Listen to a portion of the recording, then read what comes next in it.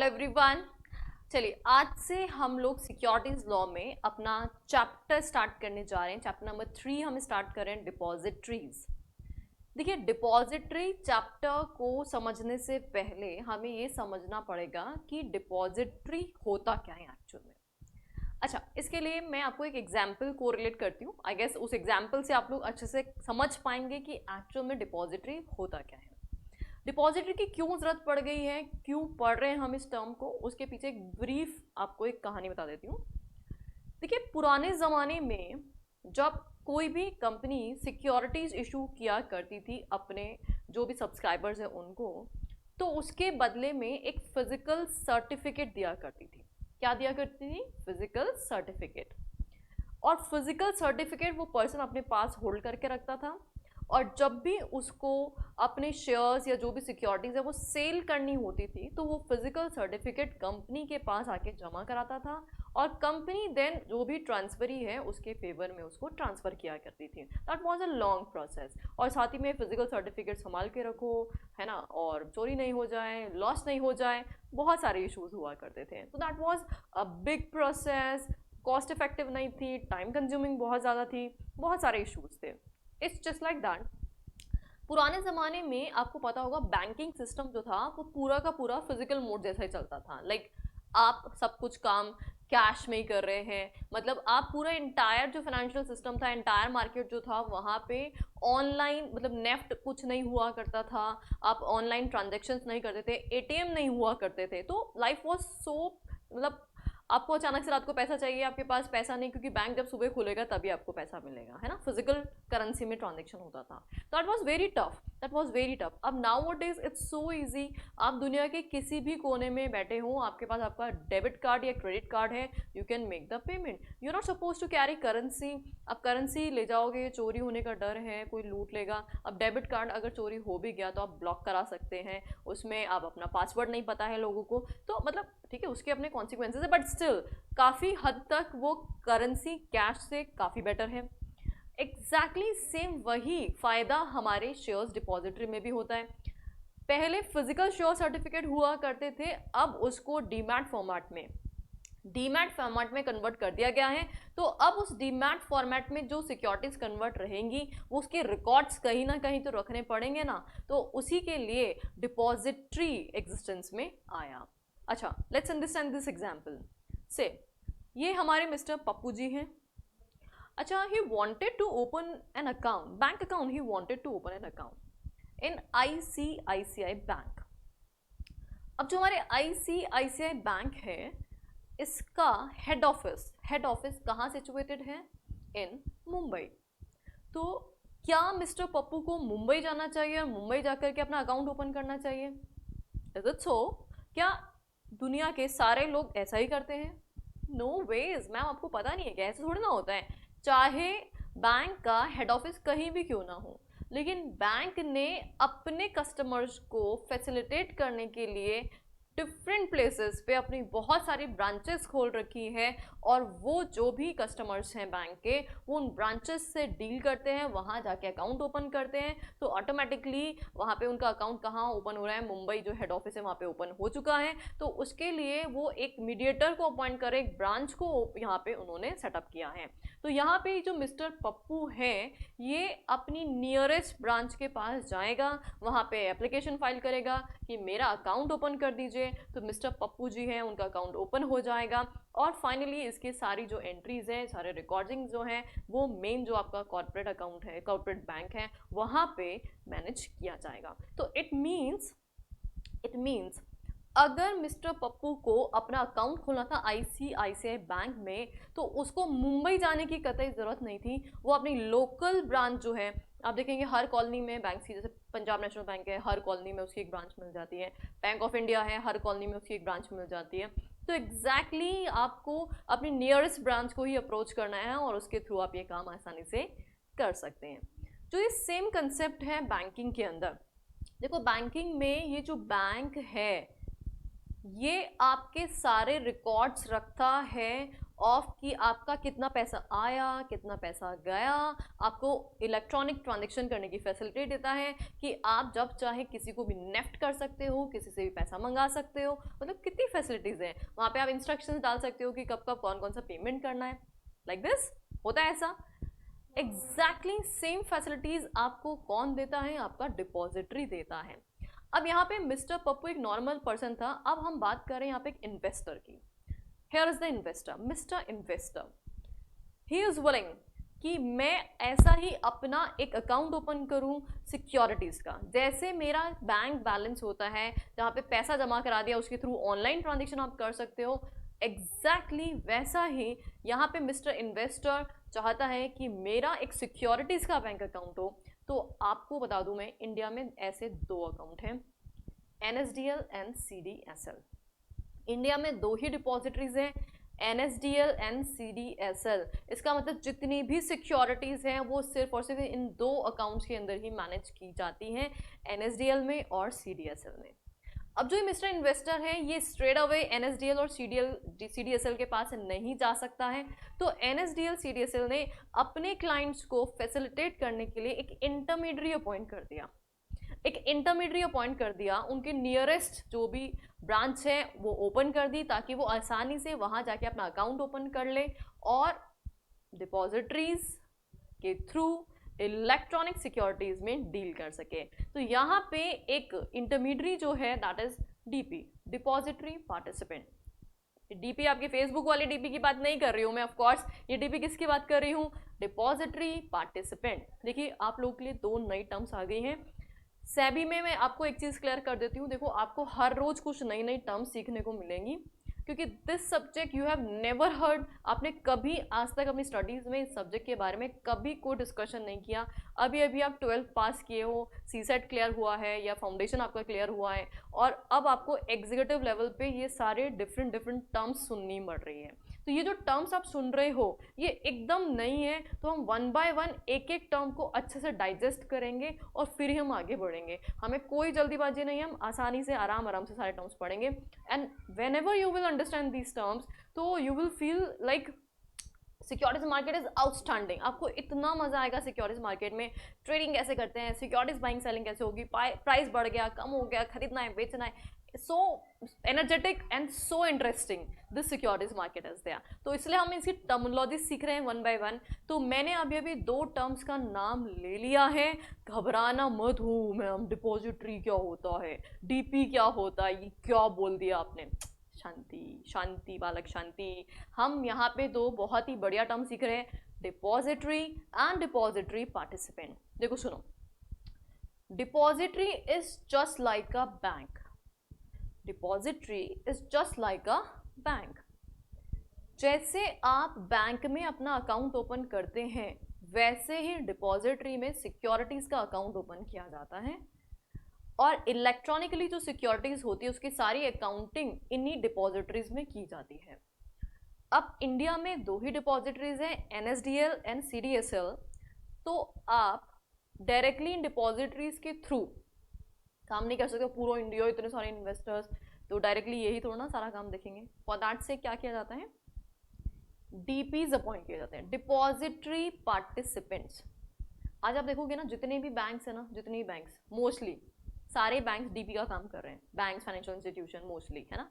और उसके अलावा बहुत सारे अदरवाइज पर्सन हैं जिनको यहाँ पे एज अ DP अपॉइंट कर सकता है, लेकिन DP वही हो सकता है जो सेबी के पास रजिस्टर्ड है एज DP। तो यहाँ पे DP कौन हो सकता है, only those who are registered with SEBI, जिन्होंने अपना रजिस्ट्रेशन सेबी के पास एज DP करा रखा है, मतलब DP की कंप्लाइंसेस फुलफिल करते हैं, क्राइटेरिया फुलफिल करते हैं, वही यहाँ पे DP की तरह एक्ट कर सकते हैं। तो यहाँ पे NSDL एंड CDSL ने अपने इन्वेस्टर्स को फैसिलिटेट करने के लिए बहुत सारे DP बना रखे हैं, बहुत सारे DP। अब मान लो जैसे ICICI बैंक जो है वो भी DP है ना, बैंक ऑफ बड़ौदा DP है, मतलब इतने सारे, डॉइशा बैंक, मतलब इतने सारे बैंक ऑलमोस्ट सब DP का काम कर रहे हैं। उसके अलावा आनंद राठी हो गया, शेयर खान हो गया, बहुत सारे ये सब क्या है हमारे DP का काम करते हैं। अब ये DP का काम करते हैं, इसका मतलब इन्वेस्टर का नियरेस्ट अप्रोचेबल पर्सन है। तो जो इन्वेस्टर है वो किसके पास जाता है, डीपी के पास जाता है, उसको बोलता है डीपी डीपी मेरा एक अकाउंट ओपन कर दो सिक्योरिटीज़ का, मेरा एक अकाउंट ओपन कर दो सिक्योरिटीज़ का। तो डीपी बोलते हैं ओके डन, आपका अकाउंट ओपन करूंगा, मैं एजेंट हूँ एनएसडीएल का या फिर सीडीएसएल जिसका भी है, तो मैं वहाँ का एजेंट हूँ, तो आपका अकाउंट एनएसडीएल में खुलेगा या सीडीएसएल में खुलेगा, वो ऐसा बता देगा। अब यहाँ पे जैसे मेरा अकाउंट है, I do also have account, तो मेरा जो डीपी है वो that is of Hem securities limited, ये मेरा डीपी है और उस डीपी के थ्रू मैंने अपना अकाउंट ओपन कर रखा है, राइट। तो अब यहाँ पे जो इन्वेस्टर है वो जाएगा अपने डीपी के पास, आप किसी के पास भी चल जाओ, आप आईसीआईसीआई बैंक के पास चल जाओ, बैंक ऑफ बड़ौदा के पास चल जाओ, पंजाब नेशनल बैंक के पास चल जाओ, जो भी ये फैसिलिटी देते हैं उनके पास चले जाओ, उनको बोलो मुझे अपना डीमैट अकाउंट ओपन करना है, तो बोलेंगे okay done, demat account open कर देंगे। उस डीमैट अकाउंट के थ्रू आप अपनी सिक्योरिटीज़ को वहाँ रख सकते हो इलेक्ट्रॉनिकली, आप खरीद सकते हो, बेच सकते हो, खरीद सकते हो, बेच सकते हो। इन सब का अकाउंटिंग कौन रखता है, डिपॉजिटरी रखता है। तो हमारे मिस्टर इन्वेस्टर जी पहुंच गए हमारे डीपी के पास, लेट्स सी डीपी के पास पहुंच गए हैं, अकाउंट ओपन कर दिया है इन्होंने, और यहाँ पे ये सारा का सारा अकाउंट एक्चुअल में किसके पास है, डिपॉजिटरी के पास है, एनएसडीएल एंड सीडीएसएल के पास है।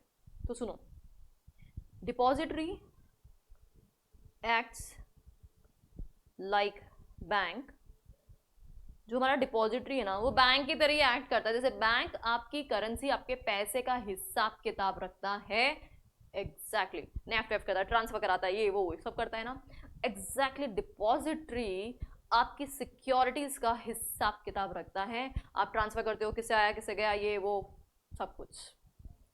वेयर एज जो डीपी है ना, DP acts like a branch, bank branch की तरह काम करता है, like bank branch.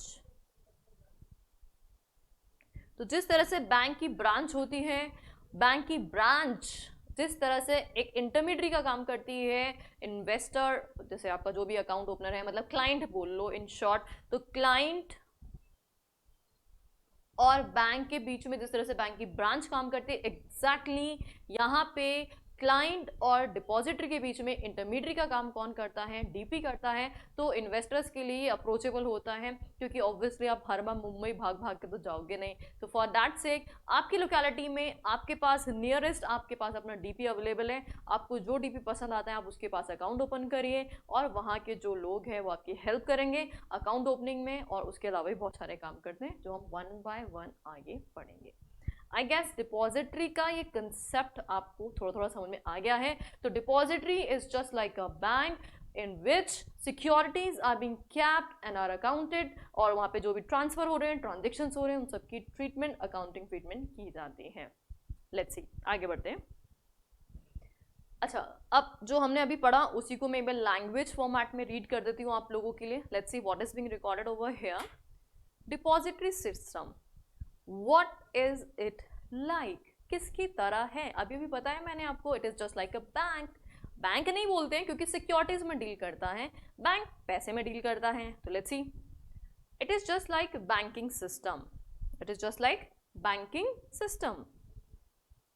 The depository holds securities on behalf of its clients and at their request, just like bank hold money on behalf of the customer. तो जैसे bank पैसा रखता है कस्टमर का, वैसे ही डिपॉजिटरी सिक्योरिटीज रखता है अपने कस्टमर की। The bank transfers the funds between accounts whereas the depository transfer securities between demat account. तो जैसे आज मैं नेफ्ट करती हूँ, आरटीजीएस करती हूँ, मेरे अकाउंट से दूसरे अकाउंट में ट्रांसफर होता है, तो या चेक देती हूँ, तो अल्टीमेटली एक अकाउंट से दूसरे अकाउंट में पैसा ट्रांसफर किया जाता है, तो ये बैंक करता है। एग्जैक्टली सिक्योरिटीज भी एक अकाउंट से दूसरे अकाउंट में ट्रांसफर डिपॉजिटरी करता है। There is a transfer of funds और securities without actual handling of the same. मतलब ऐसा थोड़ा होता है कि अगर आज आप 1,00,000 रुपए किसी भी पर्सन को ट्रांसफर कर रहे हैं, तो बैंक पहले आपको 1,00,000 रुपए निकाल के देगा, फिर आप 1,00,000 रुपए उसको दोगे, ऐसा ना होता है। तो यहाँ पे क्या होता है, सिंपली नॉन कैश ट्रांजेक्शन होता है। जैसे एक अकाउंट से दूसरे अकाउंट में डेबिट क्रेडिट ट्रांजेक्शन हो गया ऑटोमेटिकली, है ना, आप कैश निकालोगे, विड्रॉल करोगे, that's a different thing. But अगर आप नेफ्ट कर रहे हो, ऑनलाइन सारा काम कर रहे हो, बैंकिंग में तो फिजिकल और ऑनलाइन दोनों का मिक्सचर होता है, लेकिन डीमैट में कोई मिक्सचर नहीं है। डीमैट में सब कुछ ऑनलाइन चलता है, एवरीथिंग इज इलेक्ट्रॉनिक, है ना। Both are accountable for safe keeping of the funds और द सिक्योरिटीज। तो ये थोड़ी ना डिपॉजिटरी बातें बोलते हो, कौन सी सिक्योरिटी मुझे तो पता ही नहीं है, तो भूल गया मैं तो, ऐसा नहीं है। डिपॉजिटरी उतना ही जिम्मेदार है जैसे कि एक बैंक आपके पैसे के लिए जिम्मेदार है। अगर इन्होंने कुछ भी गड़बड़ किया तो ब्लंडर हो जाएगा, पूरे इंडिया का इकोनॉमिकल सिस्टम गड़बड़ा जाएगा, भयंकर बवंडर मच जाएगा। तो इसीलिए जितनी भी सिक्योरिटीज है उनके प्रॉपर अकाउंटेबिलिटी रखना इनकी जिम्मेदारी होती है। अच्छा, अब दोनों को इन्होंने कंपेयर भी किया है कि बैंक और डिपॉजिटरी में क्या क्या होता है और क्या क्या डिफरेंसेस भी रहते हैं। लेट्स सी, बैंक क्या करता है, hold funds in the account, depository hold securities in the account. Okay, पहला डिफरेंस समझ में आ गया अच्छे से, आई गेस। अब इसमें कोई शक नहीं है किसी को भी। Number 2, bank transfer funds between accounts on the instructions of the account holder, whereas depository क्या करता है, transfer securities between account on the instruction of the beneficial owner. This is what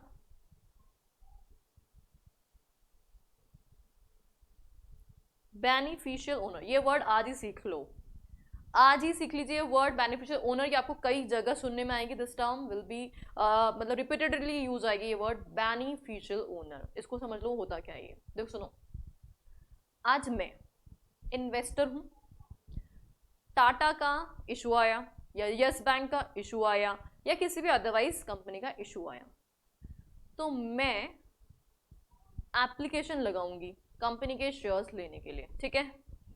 अब मैंने क्या किया, कंपनी के शेयर्स खरीद लिए, ओके। लेकिन कंपनी के रजिस्टर ऑफ मेंबर्स में डिपॉजिटरी का नाम लिखा होता है। किसका नाम लिखा होता है, डिपॉजिटरी का, मेरा नाम नहीं लिखा होता। मैं कौन हूं, बेनिफिशियल ओनर हूं। मैं कौन हूं, बेनिफिशियल ओनर। जो एक्चुअल इन्वेस्टर होता है ना, उसको बोलते हैं बेनिफिशियल ओनर। अब आप सोच रहे होंगे कि मैम डिपॉजिटरी का नाम क्यों लिखा होता है। देखो सिंपल सी बात है, कंपनी है लिस्टेड कंपनी, लाखों मेंबर्स हैं और रोज ट्रेडिंग चल रही है, रोज की रोज ट्रेडिंग चल रही है। अगर कंपनी अपने रजिस्टर ऑफ मेंबर्स में एक्चुअल मेंबर्स का नाम लिखने लग जाए, तो आप सोच लो कंपनी के ऊपर कितना भयंकर बर्डन हो जाएगा। कंपनी में रोज मेंबर्स चेंज हो रहे हैं, कंपनी रोज पुराने नाम हटाएगी, नए लिखेगी, फिर हटाएगी, फिर लिखेगी, फिर हटाएगी, फिर लिखेगी। तो कंपनी का एक बहुत हैवी कॉस्ट तो सिर्फ ये अकाउंटिंग एंट्री करने में लग जाएगा, पता नहीं कितने स्टाफ लगाने पड़ जाएंगे। तो ये स्पेशलाइज काम ऑलरेडी डिपॉजिटरी कर रहा है ना, ऑलरेडी कर रहा है ना, तो कंपनी क्यों बर्डन ले इस चीज का। तो कंपनी ये बोलती है, देखो भाई, ओनर तो वही है जो इन्वेस्टर है, जिसने एक्चुअल में शेयर खरीदे, मतलब मैंने एक्चुअल में खरीदे शेयर, तो ओनर तो मैं ही हूं। लेकिन कंपनी रजिस्टर ऑफ मेंबर्स में नाम किसका लिखती है, डिपॉजिटरी का। तो इसलिए मेंबर तो वो हो गए, तो उस शेयर में एक्चुअल इंटरेस्ट किसका है, मेरा। तो इसलिए मुझे क्या बोलते हैं, बेनिफिशियल ओनर बोलते हैं। तो डिपॉजिटरी के केस में सुन लेना ध्यान से, डिपॉजिटरी के केस में जो एक्चुअल ओनर होता है वही बेनिफिशियल ओनर होता है, उसी को बेनिफिशियल ओनर बोलते हैं। तो बेनिफिशियल ओनर कौन हुआ, एक्चुअल ओनर। तो यहाँ पे ना नामकरण उसका थोड़ा सा चेंज हो जाता है, क्योंकि रजिस्टर ऑफ मेंबर्स में डिपॉजिटरी का नाम लिखा होता है, एनएसडीएल सीडीएसएल का नाम लिखा होता है, दैट्स वाई, क्योंकि वहाँ पे एक्चुअल मेंबर का नाम तो लिखा हुआ नहीं है। तो इसलिए एक्चुअल मेंबर्स को क्या बोलते हैं, बेनिफिशियल ओनर। अब क्या होता है, जैसे मान लो कंपनी जब भी बुक क्लोजर बाद में समझाऊंगी क्या होता है, जब भी जनरल मीटिंग कॉल कर रही है, नोटिस देना है, ये कंपनी डिविडेंड डिक्लेयर कर रही है, राइट इशू दे रही है, या कुछ भी ऐसा काम कर रही है, तो क्या करेगी, डिपॉजिटरी से लिस्ट मंगाएगी कि किन किन लोगों का नाम लिखा हुआ है, कौन कौन लोग एक्चुअल ओनर हैं, और फिर उन्हीं को नोटिस दिया जाता है जनरल मीटिंग को, उन्हीं को डिविडेंड दिया जाता है, उन्हीं को बोनस इशू किया जाता है। तो लिस्ट मंगाना इज अ सिंपल वर्क, एक ट्रांजेक्शन करना था, लिस्ट मंगाई और नोटिस इशू कर दिया। वेयरएज रोज की रोज एंट्री रिकॉर्ड करना, बाप रे बाप, भयंकर टफ काम था। इसीलिए रजिस्टर ऑफ मेंबर्स में एनएसडीएल एंड सीडीएसएल का नाम ही लिखा जाता है। That's why actual owners are known as beneficial owner.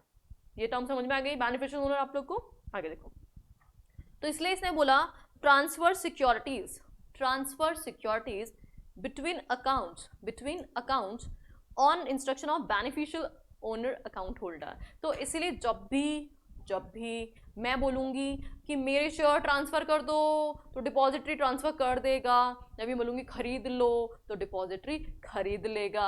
तो यहाँ पे मेरे इंस्ट्रक्शंस पे डिपॉजिटरी मेरी सिक्योरिटीज़ को ट्रांसफ़र कर रहा है, खरीद बेच रहा है। जैसे सेम बैंक मेरे इंस्ट्रक्शन पे किसी को नेफ्ट, आरटीजीएस या कोई भी अदरवाइज ट्रांसफ़र कर रहा था। आगे बढ़ते हैं। Facilitates transfers without handling money.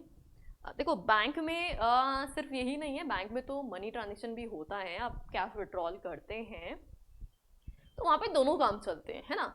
लेकिन बैंक के इंटरनल ट्रांजेक्शन्स में सब कुछ ऑनलाइन चलता है, सब कुछ ऑनलाइन चलता है। एक बैंक से दूसरे बैंक में ऑनलाइन ही ट्रांजेक्शन चलते हैं, वहाँ पे फिजिकल कुछ नहीं होता। एग्जैक्टली सेम डिपॉजिटरी में भी क्या किया जाता है, ऑनलाइन इलेक्ट्रॉनिकली फैसिलिटी प्रोवाइड की जाती है ट्रांसफर ऑफ ओनरशिप के कंसर्न में। तो facilitate transfer of ownership without having to handle securities. Got it. आगे देखो, facilitate safe keeping of money and depository क्या करता है, facilitate safe keeping of securities. तो आई गेस इन दोनों का कंपैरेटिव एनालिसिस से आपको डिपॉजिटरी का कंसेप्ट अभी समझ में आ गया होगा कि व्हाट इज एक्चुअली डिपॉजिटरी और इसका कनेक्शन बैंक से किस टाइप का है और किस तरह से ऑपरेट करता है। तो कोई भी इन्वेस्टर डीपी के पास जाके अपना अकाउंट ओपन करता है और डीपी एजेंट होता है डिपॉजिटरी का, ताकि डिपॉजिटरी पे डायरेक्ट अप्रोच नहीं कर सकते तो एजेंट के थ्रू बहुत आसानी से आप अपना अकाउंट ओपन कर सकते हैं। और डिपॉजिटरी आपके सारे अकाउंट्स मेंटेन करता है, आपने ट्रांसफर जो भी करना है सिक्योरिटीज को, वो सारे काम मैनेज करता है। तो ये टर्म क्लियर हो गई सबको एकदम अच्छे से। चलिए अब हम आगे की लैंग्वेज देख लेते हैं कि क्या क्या लिखा है लैंग्वेज में। Let's see now what is this depository. तो डिपॉजिटरी हमें समझ में आ गया, अब जस्ट लैंग्वेज को गो थ्रू कर लेते हैं। देखिए ये कतई ज़रूरत नहीं है कि आप एकदम वर्ड टू वर्ड रट्टा मारेंगे, जस्ट अंडरस्टैंड द कंसेप्ट कि कंसेप्ट बोलता क्या है, फिर अपने आप हम लिखेंगे। एग्जाम में कुछ भी पूछ लेता है इसे, लेकिन कंसेप्चुअल क्लैरिटी बहुत मैटर करती है, ठीक है ना। तो let's start. What is this depository. Depository is an organisation like a central bank where the securities of a shareholders are held in electronic form में securities hold की जा रही हैं at the request of the shareholder through the medium of depository participant। Agent है, intermediary है, DP के through ये काम किया जाता है। To utilize the services offered by depository, the investor has to open an account with the depository through a DP। आपको पता है इनमें 4 पार्टीज का इन्वॉल्वमेंट हो गया। 4 पार्टीज, पता है कौन कौन सी 4 parties I. Number one issuer. बिना इशूअर कंपनी के बाकी सब लोग तो क्या ही करेंगे। तो सबसे पहले एक कंपनी है जो इशूअर कंपनी है, जो सिक्योरिटीज इशू करती है। तो जब तक कंपनी सिक्योरिटीज इशू नहीं करेगी तो सिक्योरिटीज को खरीदने वाला कहाँ से आएगा, और जब सिक्योरिटीज को खरीदने वाला नहीं है तो इलेक्ट्रॉनिक फॉर्मेट में रखने की जरूरत ही कहाँ पड़ेगी। तो इसलिए सबसे पहला इन्वॉल्वमेंट किसका होता है, इशूअर का। अब इस इशूअर की सिक्योरिटीज को खरीदना चाहता है इन्वेस्टर वो खरीदेगा और इलेक्ट्रॉनिक फॉर्मेट में खरीदेगा। इसके लिए यहाँ पे 2 इंटरमीडिएट्स बीच में आ गए हैं। One is depository and number 4 is DP, depository participant. तो डिपॉजिटरी का एजेंट है डीपी और ये इन्वेस्टर डील करता है डीपी के साथ, और इशूअर जानता है डिपॉजिटरी को। उनका अग्रीमेंट डिपॉजिटरी के साथ होता है, डीपी के साथ नहीं होता। इंडिया में इतने सारे डीपी हैं, उन सबको थोड़ा ना जानता है। तो कंपनी किसको जानती है, डिपॉजिटरी को जानती है, और इन्वेस्टर किसको जानता है, डीपी को जानता है। तो ये दोनों मिलकर के क्या करते हैं, इशूअर और इन्वेस्टर्स को फैसिलिटेट करते हैं। फाइन, चलो आगे बढ़ते हैं डेफिनेशन पे। तो डेफिनेशन में देखते हैं सबसे पहले डिपॉजिटरी एक्ट 1996 में डिपॉजिटरी क्या होता है। Let's see what is the definition. देखो डेफिनेशन में ऊपर नीचे नहीं कर सकते आप, अगर आप सेक्शन के रेफरेंस के थ्रू किसी डेफिनेशन को रिकॉर्ड कर रहे हो तो आपको वर्ड टू वर्ड वैसे ही लिखनी पड़ेगी, और अगर आप सेक्शन का रेफरेंस नहीं देते हैं, इन जनरल एक्सप्लेन कर रहे हो, तो फिर आप अपने हिसाब से लैंग्वेज लिख सकते हो, कोई दिक्कत नहीं। लेकिन सेक्शन के रेफरेंस में definition, no, no mistake at all. देखो, डिपॉजिटरी मीन्स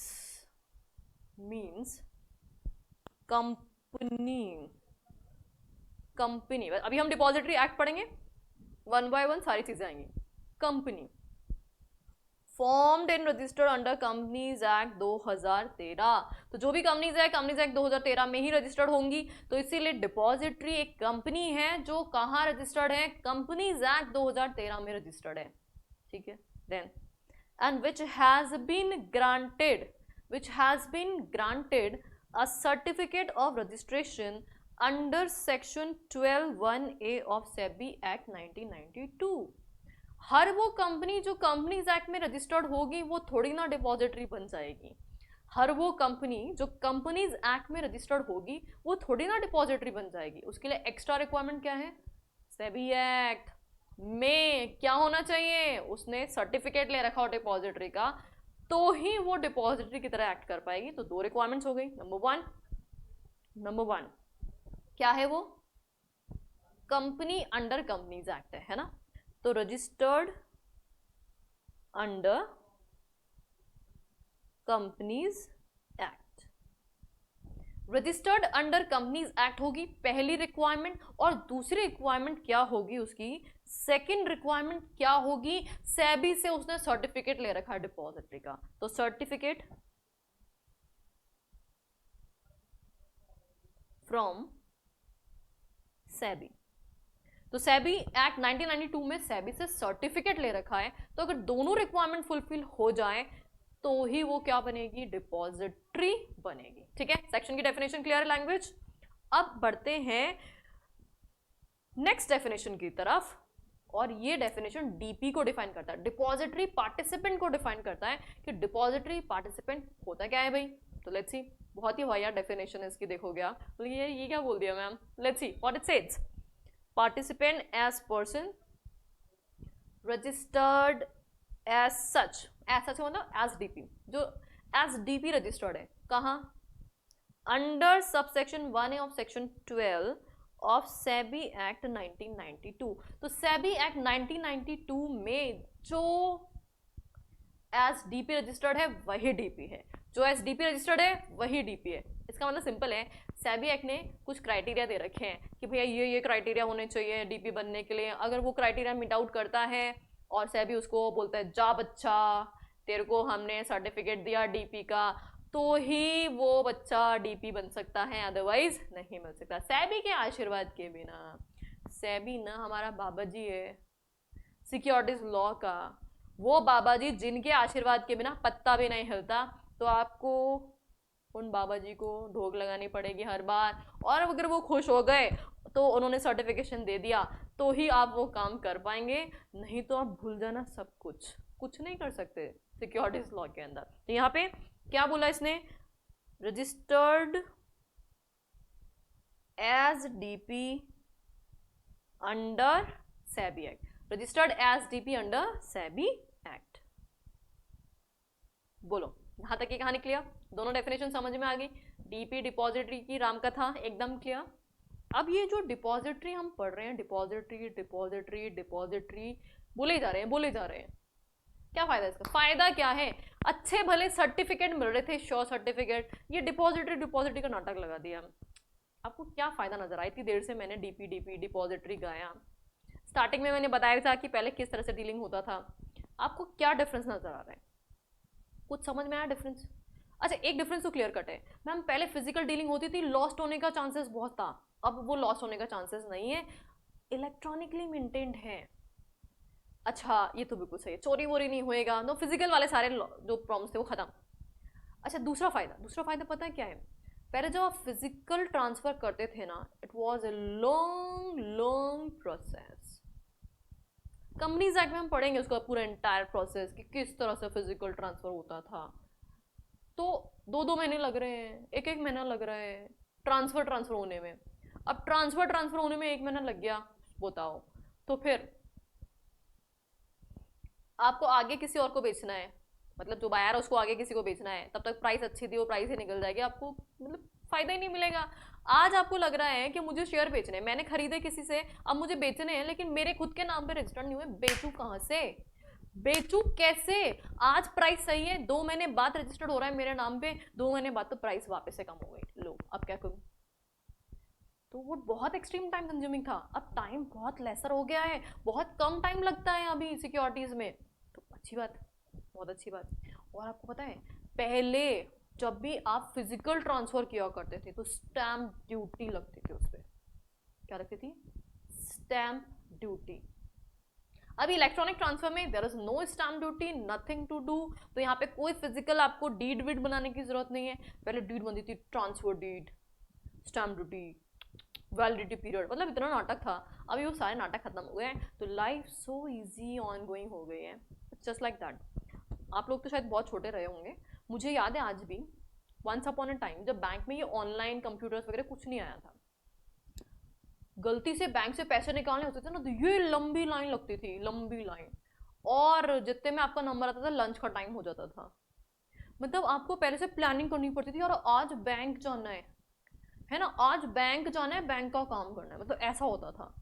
अब there is no problem at all, आप अभी बोलो, अभी इंस्टेंट ट्रांसफर हो सकता है, कितना इजी हो गया है, नेफ्ट कर सकते हो, ऑनलाइन शॉपिंग कर सकते हो, इलेक्ट्रॉनिक ट्रांजेक्शन्स ने आपकी लाइफ को स्मूदन कर दिया। और स्पेशली जब से कोरोना लॉकडाउन और सब कुछ हो रहा है, हमें डर लगता है बाहर जाने से, तो डेफिनेटली बहुत इजी हो गए, हम शॉपिंग भी ऑनलाइन ही कर लेते हैं, तो ऑनलाइन ने डेफिनेटली काम इजी कर दिए। तो शेयर्स ने डेफिनेटली इलेक्ट्रॉनिक फॉर्मेट में होने से इन्वेस्टर्स को काफ़ी फायदे दिए हैं। तो let's see what are the benefits of depository system, one by one देखते हैं।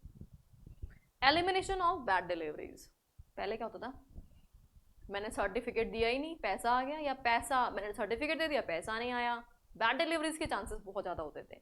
लेकिन जब से डिपॉजिटरी सिस्टम आया है, तब से दोनों काम साइमल्टेनियसली होंगे, सामने वाले पर्सन के अकाउंट में पैसा होगा ना, तभी मेरे शेयर्स ट्रांसफर होंगे, होंगे नहीं तो बैड डिलीवरीज एलिमिनेटेड है पूरी तरह से। तो once the holding of an investor are dematerialise, the question of bad deliveries does not arise, that is they can not be held under objection. Number 2, elimination of all risk associated with the physical certificate. Physical certificate के बहुत सारे problems थे, lost हो रहे हैं, चोरी हो जा रहे हैं, डिफेस्टेड हो गए हैं, फट गए हैं, चूहे खा गए हैं, कुतर गए हैं, पता नहीं क्या क्या, वो सारे प्रॉब्लम सॉर्ट आउट हो चुके हैं।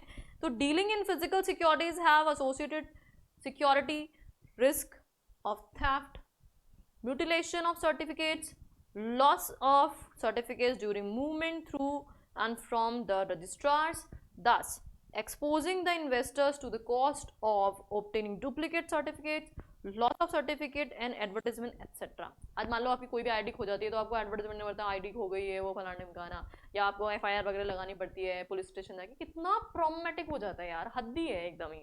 This problem does not arise in the depository environment. ये सारे प्रॉब्लम्स का स्वाहा, अब ये प्रॉब्लम्स आपके अराइज नहीं होंगे, बिल्कुल नहीं होंगे, ठीक है। आगे देखो, immediate transfer and registration of security, immediately होता है, इंस्टेंट, मतलब आपको ये नहीं महीनों महीनों वेट करना है। T+2 ट्रेडिंग से 2 दिन के अंदर तो हद मार के आपका ट्रांजेक्शन डन है, तो यहाँ पे क्या होता है, T+2 चलता है भैया, आज ट्रांजेक्शन 2 दिन के अंदर अंदर सारा कुछ ट्रांजेक्शन डन हो जाता है, डेबिट क्रेडिट जो भी होना होता है खत्म। In depository environment, once the securities are credited to the investors account on pay out, he becomes legal owner of the security, there is no further need to send it to companies registrar for registration. तो आपको company के पास कुछ नहीं जाना है, straight away online stock exchange पे trading platform है, वहाँ पे बाइंग सेलिंग होती है, और ट्रेडिंग के 2 दिन के अंदर मैक्सिमम आपका ट्रांजेक्शन डन हो जाता है। आपको कोई सर्टिफिकेट लेके रजिस्ट्रार के पास, रजिस्ट्रार कौन, कंपनी का रजिस्ट्रार है, ये आरओसी नहीं है, कंपनी का रजिस्ट्रार है, जो कंपनी के लिए काम कर रहा है, ट्रांसफर के काम करता है, तो उसके पास जाने की जरूरत ही नहीं है आपको, ये सारा काम ऑटोमेटिकली क्या हो जा रहा है, ऑनलाइन हो जा रहा है। आगे देखते हैं, next is faster distribution of non cash corporate benefits like right issue, bonus issue etcetera, बहुत जल्दी आपके अकाउंट में क्रेडिट हो जाते हैं, उसमें भी टाइम नहीं लगता है, बहुत जनरल बेनिफिट्स हैं, मतलब कोई लीगल लैंग्वेज नहीं है, जनरल आपको इन्फॉर्मेशन दे रखी है। Depository system provides for direct credit of non-cash corporate entitlements to an investor account, thereby ensuring faster disbursement and avoiding risk of loss of certificate in transit. तो अब physical certificate आ रहे हैं, company भेज रही है, रास्ते में खो गया है, पोस्टल में मिल नहीं रहा है, सारे प्रॉम्प्ट सॉर्ट आउट हो गए हैं, ऑनलाइन आपके अकाउंट में क्रेडिट हो जाएगा, डिविडेंड क्रेडिट हो जाएगा, बोनस शेयर्स इमीडिएटली क्या हो जाएंगे, आपके अकाउंट में क्रेडिट हो जाएंगे। तो कितना इजी है, सर्टिफिकेट वगैरह रास्ते में लॉस्ट वॉस्ट होना, ये सब बहुत प्रॉब्लमेटिक हो गया था। Next is reduction in brokerage by many brokers for trading in demat securities. Brokers provide this benefit to investors as dealing in demat securities reduces their back office cost of handling papers and also eliminate the risk of being the introducing broker। देखो क्या होता है ना, paper work होता है, बहुत सारे लोग इन्वॉल्व होते हैं, बहुत सारे लोग इन्वॉल्व होते हैं तो पैसा ज़्यादा लगता है, सैलरी ज़्यादा जा रही है, टाइम ज़्यादा लग रहा है। वेयरएज अब एक ही पर्सन बहुत सारे इन्वेस्टर्स का काम देख सकता है, तो उसकी कॉस्ट इफेक्टिवनेस भी रहती है और एक्यूरेसी भी बहुत रहती है। तो और ऑनलाइन में कोई फ्रॉड भी नहीं कर सकता जल्दी से, है ना, तो इसलिए फ्रॉड को भी काफ़ी हद तक एलिमिनेट किया जाता है। Next is elimination of prompt relating to change of address of investor transmission etcetera. तो एड्रेस चेंज होता रहे क्या फ़र्क पड़ता है, ट्रेडिंग तो हमारी अकाउंट में ही होनी है ना, तो इसलिए जो भी पैसा होगा, जैसे बैंक अकाउंट में कहीं भी हो आप, क्या फ़र्क पड़ता है, एड्रेस चेंज कर लो, क्या फ़र्क पड़ता है, आपके बैंक अकाउंट में ट्रांसफ़र हो जाता है पैसा। एग्जैक्टली आप एड्रेस चेंज कर लें तो भी कोई फ़र्क नहीं पड़ता, कंपनी अगर बोनस दे रही है या कुछ भी दे रही है, अकाउंट में जाएगा ना वो, तो क्या फ़र्क पड़ता है आपके एड्रेस से। In case of change of address या transmission of demat shares, investors are saved from undergoing the entire change procedure with each company or registrar. Investors have to only inform their DP। तो बस एक जगह बता दिया, काम खत्म। With all relevant documents and their required changes are affected in the database of all the companies। आज मान लो मैं 10 कंपनीज के शेयर्स रिसीव कर रखे हैं, 10 कंपनी के शेयर्स में इन्वेस्टमेंट मैंने कर रखा है, तो ये नहीं कि मुझे हर कंपनी को बताना पड़ रहा है मेरा एड्रेस चेंज हो गया, अब मुझे सर्टिफिकेट उस एड्रेस पे भेजिए। नो, डीपी को बता दिया, मेरा मेन डाटाबेस जो है मास्टर डाटा उसमें चेंज हो जाएगा, तो ऑटोमेटिकली सारी कंपनीज के डाटा अपडेट हो जाएंगे। And next is elimination of prompt relating to selling securities on behalf of minor. पहले जब फिजिकल सर्टिफिकेट हुआ करते थे तो माइनर अपने ही बच्चे के शेयर्स को ट्रांसफ़र करने के लिए आपको कोर्ट से अप्रूवल लेनी पड़ती थी, लेकिन अब ऐसा कुछ नहीं है, अब आप आराम से अपने बच्चे का, माइनर बच्चे का अकाउंट डील कर सकते हैं। तो natural guardian is not required to take court approval for selling demat securities on behalf of a minor. तो these are the certain benefits of depository system. तो क्या क्या हुए फटाफट से रिकैप करें। देखो, जनरल समझना, नो रट्टाफिकेशन, टाइम बचा, कॉस्ट बची, लॉस्ट होने के सारी प्रोबेबिलिटीज एलिमिनेटेड, स्टैम्प ड्यूटी वगैरह सब सेव हो गया है, रिस्क जो है ट्रांसफर में वो सारी रिस्क एलिमिनेट हो चुकी है, कोर्ट से अप्रूवल लेने की जरूरत नहीं है। माइनर अगर आपका बच्चा है, एड्रेस चेंज हो रहा है, कोई दिक्कत नहीं है, आपके एक जगह चेंज करो, सारा एंटायर डाटा चेंज हो जाएगा। तो जनरली अंडरस्टैंड करिए, you will be able to learn everything. तो आज हमने क्या क्या पढ़ लिया, हमने पढ़ा डिपॉजिटरी क्या है, इसका कंपैरिजन हमने कर लिया बैंकिंग सिस्टम से, डीपी क्या है, दोनों की डेफिनेशंस हमने देख ली, साथ ही में हमने देखा डिपॉजिटरी सिस्टम के बेनिफिट्स क्या क्या हैं। कुछ नई टर्म्स के साथ नेक्स्ट क्लास में मिलेंगे। आज के लिए इतना ही इनफ है। Thank you so much.